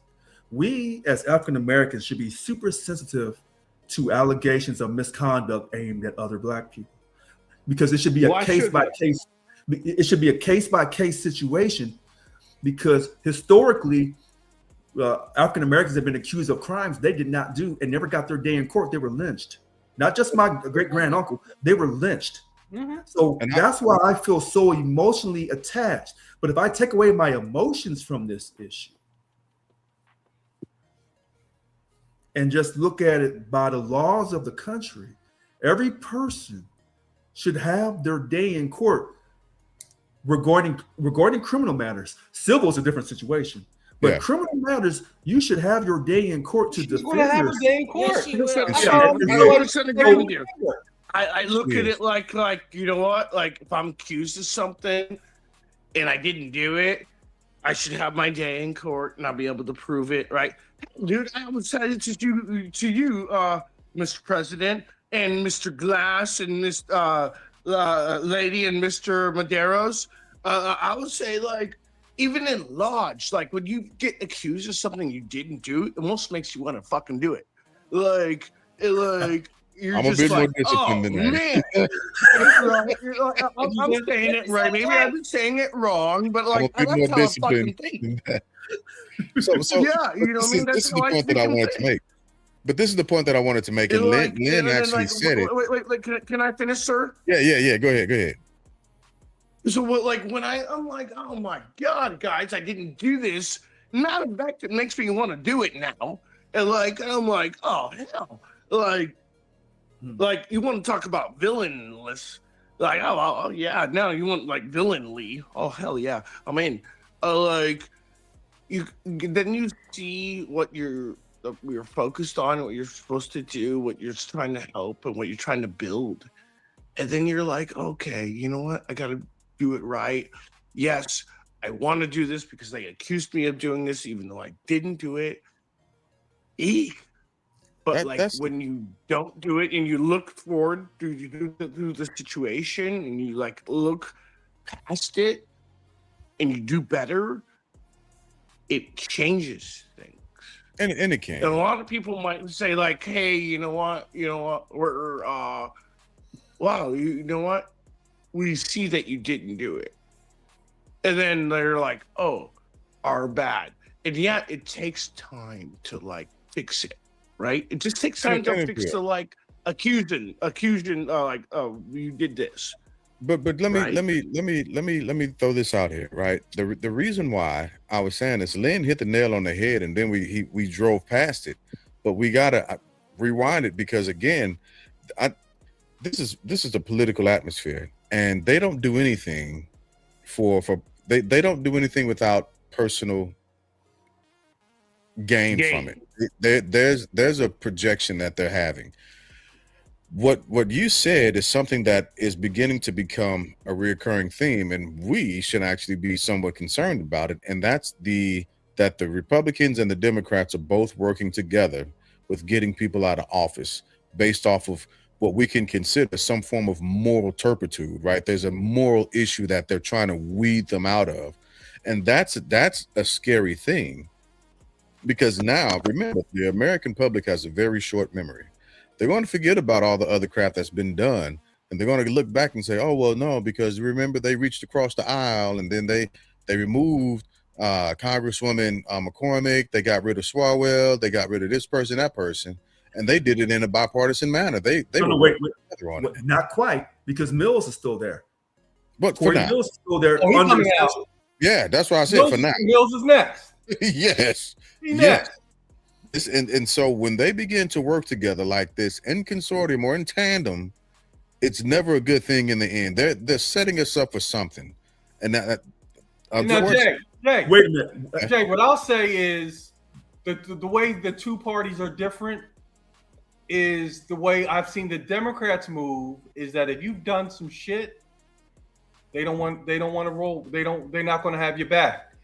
On the Republican side, they're gonna hold on to you when you do some shit, because I think it's almost like if you've ever hired somebody that wasn't working out, but if he's your personal hire or she, you take longer to fire them because their failure at the job is a reflection of you.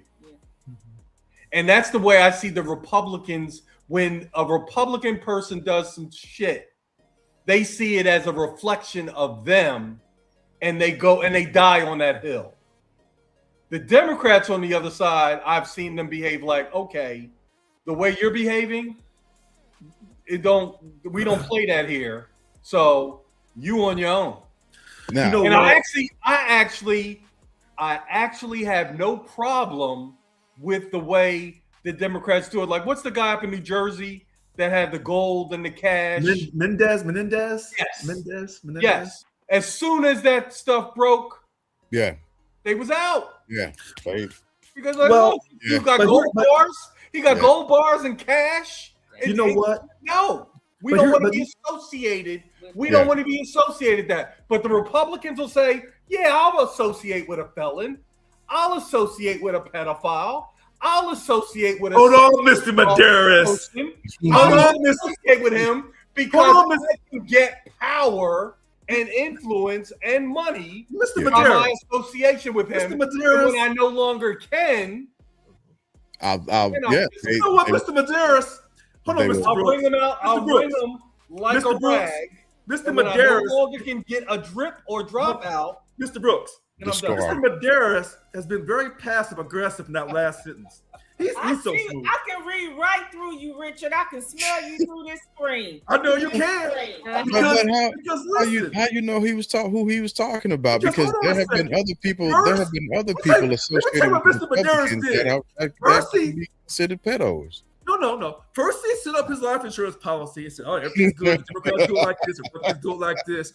And then, right when you get ready to say, "Okay," then he throws in that last hook to undercut the Republican Party. Here's my thing, because he may be right. What I believe in, and as Mr. Brooks, I believe I don't like talk like shit about people. Like I love the conversation. I think it's important.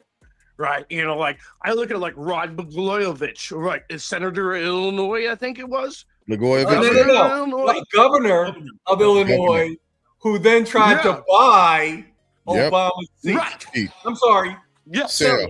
He tried to sell Obama's seat. Sell.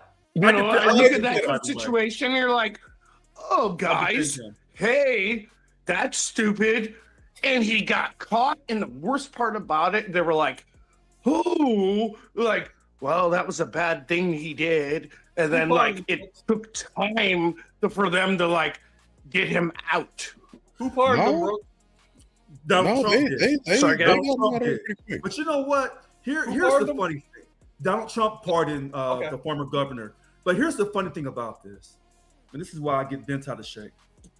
When you allow your Congress people from both houses, I mean, the Senate and the House, to trade on Wall Street before they take votes, you're automatically allowing corruption in the greatest form possible. So until you clean that up, then don't you come after that beautiful black woman down in Florida. I don't want to hear that stuff. I don't. Unfortunately, they're done with her. Okay. Yeah. So the Democratic Party, listen to this. Hold on. The Democratic Party is done with this beautiful black woman, highly educated, that was trying to help her district. Richard, how you gonna say highly educated, but she can't track $5 million? Okay. Again, I don't believe the allegation because she's never had her day in court. So these are just allegations you believe. She will, okay, and good. I'm looking forward to the breakdown to see. Okay, good. And if she's convicted, then I'll come on here and say, well, she had her day in court and she's convicted. I hear that she's having an appeal process. So let's let the appeals process play out. Mm-hmm. Okay. Yeah, I'm all for that because I don't know everything that is going on, like you say, with the accusation. So I look forward to seeing it peeled, the onion peeled. And because I am really curious, like, what the hell? Why are they coming after her like that? What the hell did she do? $5 million? Like, I want to know. I know. First, though, she was first. Right. On the chopping block. Before Gonzalez, before Swalwell, she was standing there all alone. Right. But here's what I do know. Black women for the last 10 years have told me we are the backbone of the Democratic Party. They've got me convinced. Now, they couldn't prove it factually, but they had me convinced. They had me believing in the power of the black woman. Okay, fair enough. All I want to know is, now that she's had to leave under the threat of expulsion, I want to see black women come to her rescue because she's a Democrat. There's a lot of black women in the Democratic Party. I want to come see you put your arms around her and say, well, girl, what happened? What can we do? Did you do wrong? How soon can we get you in court? Blah, blah, blah, blah, blah. That's what I want to see. Because when I see that, it's not going to happen. It's not going to happen. They're going to be like, oh, shit. You know what? Why not embarrass ourselves? Why not put ourselves in that corner? Wait for it. You'll see. They're not going to do it. They're going to be quiet, cool, calm, collective. And they're like, no, you know what? I don't want to be in that fucking corner because, that's the way it is.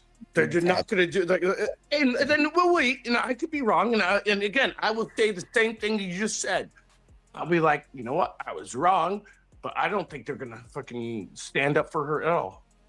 Yeah, no, I agree with you, Brooks, but I also agree with Lynn because they shouldn't. They shouldn't. She really doesn't have much of a leg to stand on. And Wait, hold on a second. But black folks can get up off their ass and go marching for George Floyd and all these other brothers under questionable situations. They can do that shit. But this black woman who's educated, representing down in Florida, they can't come for her rescue? Oh, bullshit. They won't. No. Bullshit. No, I'm not saying that they can't. Protesters walking their asses around here for these questionable situations with cops. I'm not saying the cops are right. I'm not saying the cops are wrong. Depends on the situation. So you get your black ass out there and do all that political marching for them. But this beautiful black woman with a clean criminal record, highly educated, you can't march for her ass. Fuck that. They won't. Educated. Did I call you? That's that culture bullshit. That's that damn culture bullshit. I told you, I'm for the community. I'm old school. All that culture. Oh, I'm down for my people. And you calling each other the N-word from the white folks on rap songs. I'm marching marching around with your pants sagging, gold in your grill, talking about George Floyd and all these other situations. But this beautiful black woman we that's under had the attack in Congress, conversation. I don't say the N-word, but like, They won't. like even like I will not like one say the N-word, and two, as highly educated as I am, and I am, like I have 3 degrees. 3.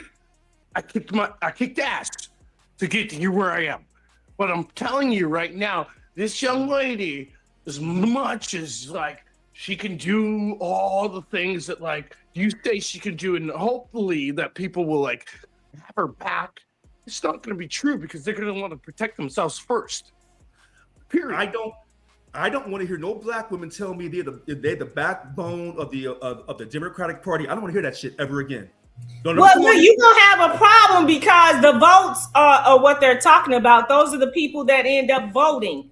So I tell you what, whether you want to see it or not, I don't know if every time I hear a black woman talk about she's the backbone, every time I hear a black woman say she's the backbone of the Republican Party, where was your black ass? Where's your black ass? Whatever they want to say, you just have to do it. And trust me, I'm gonna say what I want to say. I'm gonna say, where was your black ass at when Sheila needed your help down in Florida? Where was your black ass at then? Where was the black caucus at then? You couldn't find those black folks on that Democratic white boy plantation. Oh yeah, I'm gonna talk a gang shit on their ass. You know I ever run for politics. When it's time to show up for black folks won't do it. And that ain't the white boys' fault. That's our fault. I'm gonna show my ass up and I'm gonna fuck off. Richard, does it count that she was on death row the longest? And listen to this. Hold on, let me hear that. Let me finish saying what I was trying to say during the rant. Right. Those black women were there to vote her into office. True. I didn't do that for an applause, but that's where the backbone part comes from. No. When I now that she's accused of something, right?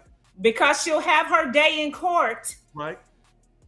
Then, if she is found, if she's found innocent, that's one thing. If she is found guilty, like Jay Glass said, they shouldn't support her. But if she's found innocent, then that's another thing. But also, to get her to where she is right now, that didn't have anything to do with the backbone of the Democratic Party. And you know what? I tell you what, because I know you're right. You represent a large percentage of black women who are voters. But here's the funny thing. Since that is your mindset, when I see black women join the Republican Party, don't say shit to them. Because at the end of the day, when it comes down to it, you're on your own in black America. It doesn't matter what party you belong to, you are on your own when your ass get in trouble. My thing is this. These are allegations. I support this black woman, and I don't support the Democratic Party, but I support my own. Okay? Now, she goes to court, gets found guilty. You know what I'm going to say? Well, let's see if she does her appeals, and I wish she hadn't have done that, but I still love her, and I still respect her. Richard, I am not going to go against her. Richard, what does it mean that she was on death row the longest? I don't know. You tell me. She's been on death row since last year. Okay. The other two dudes, they hit death row this year. Okay. So who do you think supported her that got her on death row the longest person on there? Listen, and you may be, I don't know, but I don't know. I don't know because the Black Caucus never came out to defend her. How do you know? Because it would have been in the news media. That's how I know. Everything that they do is in the news? No, because now you're asking about being reasonable. I'm asking you what you think, sir. And I know you think. No, wait. My point is, listen, since you don't know, and I don't know either, but I'll tell you what I believe. I believe that she had support or she would not have been on death row the longest. Okay, so somebody was supporting her.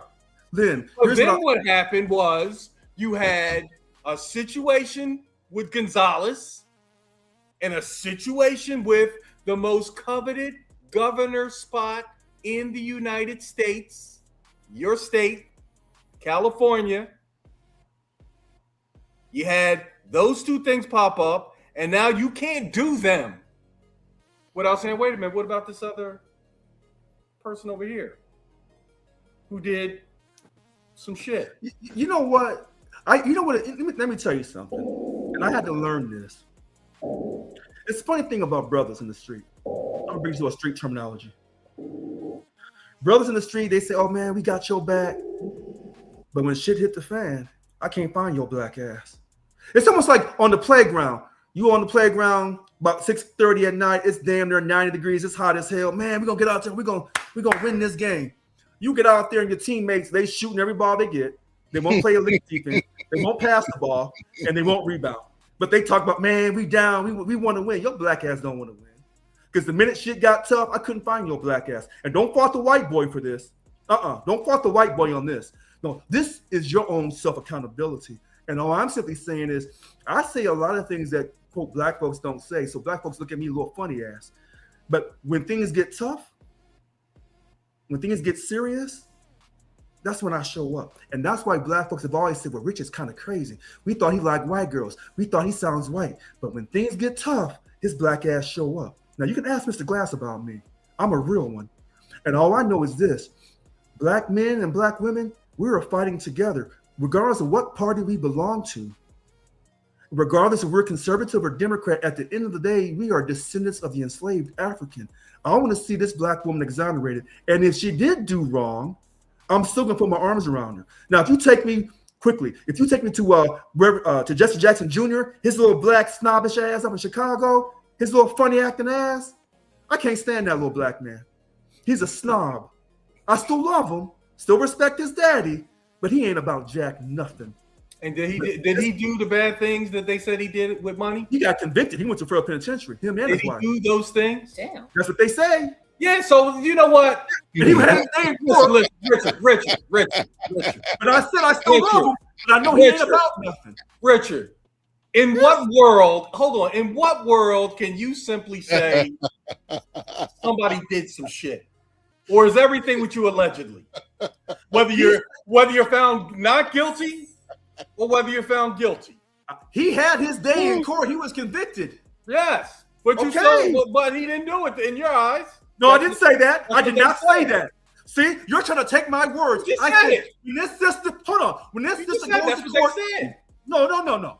I said when this sister goes to court in Florida, if she's found guilty, I'll say, hey, she had her day in court. She was found guilty. I hear she's doing the appeals process. I'm going to support her appeals process. At what point are you going to say that in my 50 Cent voice, she did that shit? That's what I don't know about you, Richard. At what point? Listen to what I said. On the subway train. Listen to what I'm saying, Mr. Richard say he did that shit. Mr. Medeiros, I said if she's found guilty, I'll say she was. Yeah, I'll say it for you again. I said she was found guilty. She's guilty, but she's going through her appeals process. Let's let the appeals process be played out. But she was found guilty in her my day. question still remains, Richard. At what point in your lifetime? Now check this. Hold on. You say no. I ain't letting up on this shit. No, not tonight. Check this out. Check this out, Mr. Medeiros. Check this out, Mr. Medeiros. Down south, years ago, when they had those all-white juries, when they had those all-white juries, when they had those all-white juries down in Mississippi, letting them white boys off, black folks said, we don't care what the jury said. We know Emmett Till was innocent. We know those other black folks were innocent. On that case, you didn't trust the jury. You didn't trust those white folks down south on them fucking juries. So don't talk double talk now when you have a jury to confirm your belief. So you are no different than a white boy. When the jury confirms his belief, he believes in the jury system, Donald Trump. When the jury goes against him, the white boy says, I can't trust the jury system. The system's rigged. We cannot act like Donald fucking Trump. Okay. Well, that's the first time I've heard you say that. All I'm simply saying, I want this beautiful black woman. And she can be an ugly black woman, but to me, black women are not ugly. But I'm biased. Okay. So once this beautiful black woman has her day in court, I still don't. Richard. You know what I'm so sad about, Richard? I still don't have an answer to my question. I answered your question. If she's found guilty, she's found guilty. I'll ask it one more time. At what point does Richard say she did that shit? After I hear the evidence. Or after I hear the evidence. Or she didn't do that shit. After she has her day in court, I can read the ruling and see the evidence presented. Just like when I was telling you, hold on. Just like when I was telling you. You said, then I'll say, I got to wait for her to appeal. Because what I should have said was, I want to see the evidence. Because when I asked you guys to believe, you don't even know me from Tom, Dick, or Harry. I said, look, the union ran me out. You said, well, man, you sure? I said, here, I'm going to send you some of my documents so you can read through it and you can make your own determination. You said, okay, cool. All right. And then I showed you the videotape of me testifying my oral presentation at the appeals court. Okay, great. So I'm being consistent. And this is where Mr. Glass kind of laughs, because you guys don't know me the way he does. The same person he met years ago is the same person he knows now. I'm consistent. And that caused me a lot of hell with some of his family members, some of my family members, and a whole lot of people in the community. Because I'm consistent in my mindset, because I want fairness for everyone. But when I ask for fairness for everyone, when I ask white America for fairness, they say, oh, you're being sensitive about being black. When I ask black America for fairness, they say, oh, no, Richard, it depends. So all I'm asking for is a level of fairness for all people in America, regardless of their race or sex or sexual orientation or political affiliation. I got you, fairness. I've got fairness. I'm all about fairness. That's all I'm asking. What happens is when like let me just, maybe I can explain it this way, because we have two different approaches to trust, fairness, and belief from what I see. When you tell me your story, before you give me documents, before you give me a video, you know what I chose to do? I chose to believe Richard's story. Because I'm a different dude. You know what I give everybody? I start you off with 100% trust. Okay. And if you fall from 100%, that's because of the way you behaved. But I start everybody off with 100%. Now, that has fucked me up on occasion. But I sleep better at night that way. Because what I see is most people, remember the science experiment when you were halfway to the wall and then halfway to the wall and then halfway to the wall? You never did that experiment? Well, the fact of the matter is, in reality, you never touch the wall because you keep going half the distance. So there's always a half between your sneakers and the wall. You feel what I'm saying? So with that approach, you never get to 100% trust. Like if you start somebody off at 50%, they never get to 100. So I start everybody off at 100% trust. My wife doesn't do that. That's what I do, because I'm built different, and I don't take anything away from the way other people do it, because I understand we're all built different. My stepdad used to say, you either hang people at first and let themselves down, or else you give them enough rope to hang themselves. So that's basically what he's saying. Here's what I see. Oftentimes we want to pick and choose when we want people to have their day in court, or when we want to allow popular opinion to rule the day. And I'm not like that. So I defended OJ years ago. And then eventually the black community as a whole came to defend OJ because of what he stood for and what he didn't stand for. And then we all got played. No. But you know what? I didn't know a black attorney called Johnny Cochran could be so exceptional. I didn't know. And I think, when God took Johnny, I said, yeah, he's that good. He's that good. So, I want everyone to have a fair opportunity. So when I'm arguing with white people, I want to make sure my argument stays consistent, because I have the type of white friends, if I'm being a hypocrite, they'll call me on it. And they don't get a chance to call me. And you call them on it? Because I have white friends who are Democrat and Republican. So, I'm catching hell, not just from black folks who are Democrat and Republican. I have a question for you, Richard, because, and I want you to hear me out, because you keep saying people need their day in court. We never said that people shouldn't get their day in court, but the example that we used was Sandy Hook or even Cesar Chavez. They're two different things, but like even with the Sandy Hook thing, if the person is right there and they unalive themselves or kill themselves, there is no day in court. Cesar Chavez, even though it was a very long time ago that he died, there is no day in court. So we're not denying anybody their day in court. And with the lady that, I'm sorry, put her name up again, because this one got late. I forgot her name. McCormick, yeah. Thank you, Sheila, Miss Sheila. Because whenever I hear Sheila, I think of Sheila Jackson Lee. That's another thing.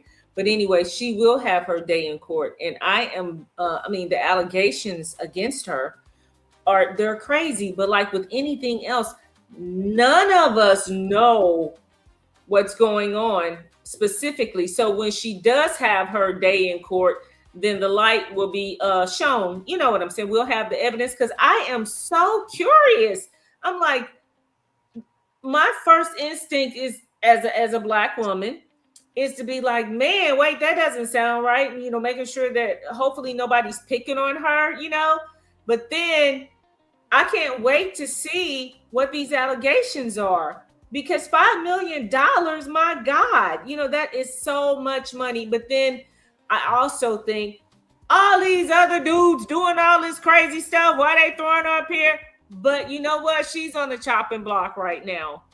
And if they found this discrepancy, then I'm glad she gets her day in court. But I am so curious to what exactly happened and how, because you have a lot of leaders that say that they don't know everything that's going on in their company, especially when it's people misappropriation of funds and things like that, because you have different departments for that.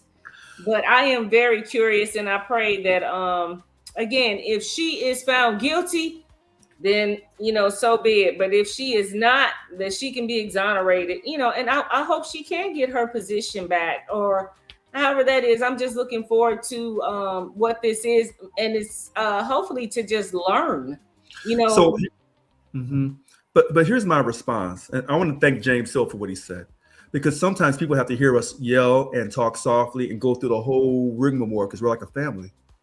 We're like an extended family. So let me say this for you differently. Mr. Glass, I've known for a period of time. I'm not going to say how long. But when I say I know him, I know him. Mr. Glass can go out here and rob 6 liquor stores and be caught on video camera. Now, he was trying to get the money for his wedding and blah, blah, blah for his kids. He didn't really mean to rob the 6 liquor stores, but he had to. Did what he had to do to take care of his family. Okay. So you can't really call your cousins or whatever and say, hey, I just robbed 6 liquor stores. Come get me out this shit. You can call his big sister, but that's not really a good look. But he does know there's one person he could call. He knows that one person.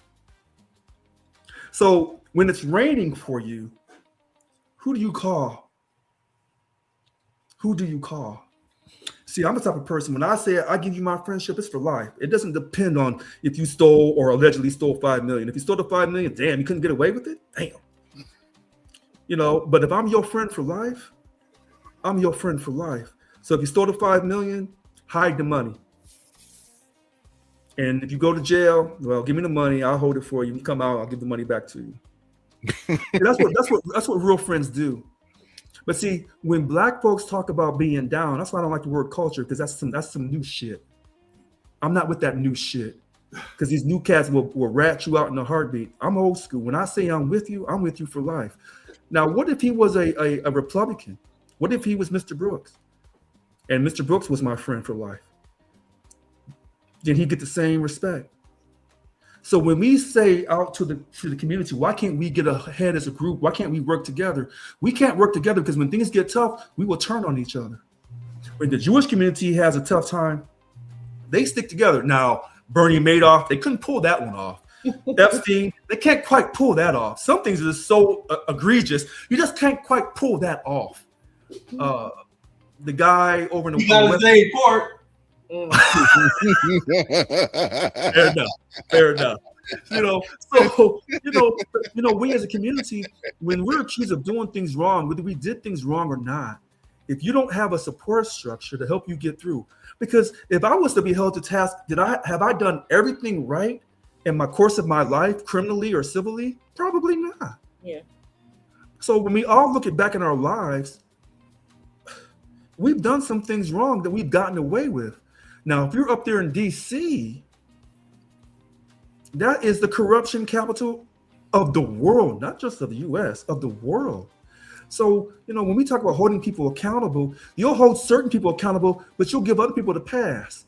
And that's what I don't like, because it's like playing in basketball. We want everyone to have a fair opportunity to win the game. Sports allegedly is the only arena where, I say allegedly, Lynn, where you have a fair opportunity. See, I knew he's going to do that. I can't shake my head. Finish what you're saying. Look. We just want to have I'm about to go to the wine rack, and every time you say allegedly, I'm gonna take a swig, and I'm gonna be sounding like JFK Jr. by the time this is done. There you go. RFK Jr. There you go, taking them shots again. RFK Jr. There you go. My bad. There you go. RFK Jr. There you go. Richard. Look, let me give you a little bit of spice to this, right? I told you I was accused of stealing $3.5 million. Yeah. From Citigroup. Mm-hmm. Oh. Accused of theft, conspiracy, money laundering. Did I get a day in court? I'm asking. You don't know, but what do you think? I'm gonna say no. You didn't get your day in court. I didn't get a day in court. You didn't have no charges. You know why? Allegations. No. Here's why. Mm-hmm. The Secret Service, the Postal Service, and the United States Attorney blew up my driver's license to 8.5 by 11 and held it up in front of all of the co-conspirators. And not one of them could say Lindahl Medeiros. Junior. I was the executive vice president. I was the Wall Street Journal article. They wanted it to be me. Mm-hmm. But they knew that the co-conspirators, the actual people who stole and moved and passed the money around, none of them could say my name. And that's when I thanked the Lord that I had the name because I hated my name growing up because girls couldn't pronounce it. So, but it saved my life. So my point is, and he couldn't get his job back. Yeah, I was wrongfully terminated. I couldn't take character. Listen, because in the state of Texas, the statute of limitations is 1 year, not 2, for wrongful termination. So I couldn't even get my day in court for being wrongfully terminated. My employers came to the false conclusion that I stole money, that I conspired to steal money, and that I brought my money to work to launder it. How stupid can you be? Right. So this is, I am fair. A personal experience. I am fair, and I am consistent. You will not have anybody on my record with me giving somebody a pass. So wait a minute. I don't give anybody a pass. What I do is any conclusion that I come to it with facts. So my thing, but wait a minute. My thing is that was your experience, and I've had my own experience, criminally and civilly. So here's what I'll say, because I've known Mr. Glass for a long time. I haven't known you for that long. Oh, and I would have his back too. So no. Check this out. Check the 6 liquor stores. No, I'll put something on your books. Right on. But I was still damn. I wish he had. So let me be clear, because Mr. Medeiros does all this business work. He can always be accused of a financial crime. So at 8:00 my time on April. What is today? April the 22nd. So let me be crystal clear. if there's ever a case, because we're not really technically friends, so if there's ever a case where he was ever to be charged and somehow mysteriously I make it to the jury pool, I don't know Mr. Medeiros. So if he's charged with a financial crime and we're not really friends, and I can make a unbiased decision based upon the evidence presented. And from what I can see, by his actions and his behavior and his leadership skills and what he exhibits, he would never do anything to violate the law, intentionally or unintentionally. So if I'm on the jury pool, there's a good chance that Mr. Medeiros will not be convicted criminally or civilly. Now, that's me as a jury person who's African-American that's looking at the facts of the case against another person who just happens to be African-American. With that being said, very few African-American men are like me in the jury pool. See, when white people go to the jury pool, they say, well, can you be unbiased? I absolutely can. Do you believe in the country? Absolutely. Is this the greatest country on earth? Absolutely. And I say the same thing. I say the exact same thing. And now I'm on the jury pool. And now Mr. Medeiros, with the evidence that was presented to me, it's not a preponderance of the evidence in criminal, I think. And then with civil, it's a different level of proof. Mm-hmm. And then, so he's found innocent of any wrong transactions, criminally and civilly, in my opinion. But I want people to hear how I said that. Mm-hmm. Because first of all, I have to be a registered voter. Doesn't matter if I belong to the Republican Party, Democratic Party, or no party preference. I have to be a registered voter in the county I live in, so I can be eligible for that jury pool. Doesn't matter if I march in Black Lives Matter. Don't matter if I go to black churches. Don't matter if I'm part of the black. Don't matter if you Colin Kaepernick. So unregistered, non-voting, kneeling in front of the flag, mofo. Yeah. So I have to be a registered voter in my county, so I can be eligible to be in the voir dire. And when I go up there and they say, do you know Lynn Medeiros? No, I do not.